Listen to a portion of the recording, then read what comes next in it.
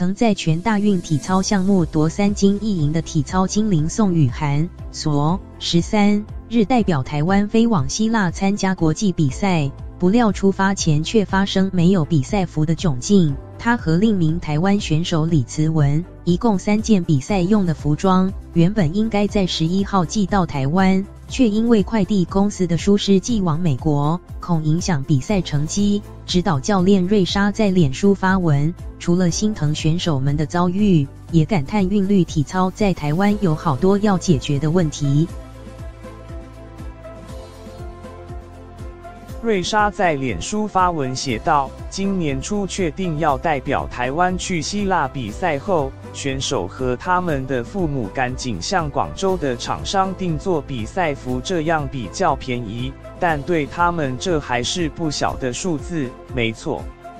他们要在国外代表台湾比赛，还要自己出钱。韵律体操的衣服都要手工，一套有时候要好几万，因为制工费时，教练团队特别请厂商赶工，希望能赶在比赛前将比赛服寄到台湾。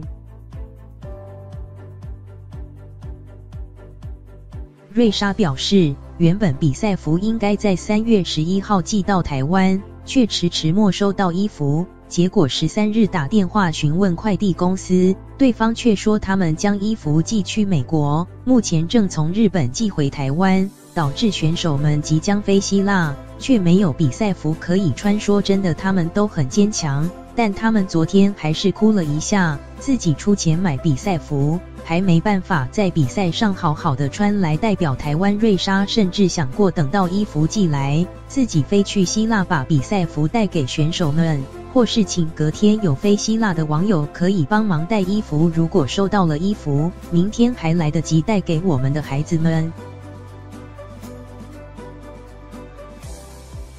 瑞莎文末感叹韵律体操在台湾有好多要解决的问题，希望体育署可以多多帮助我们台湾选手们。宋雨涵、李慈文，我要你们知道，你们是我们的骄傲，不要想太多，你们还是最漂亮的，不管穿什么还是很美，好好的表现就好，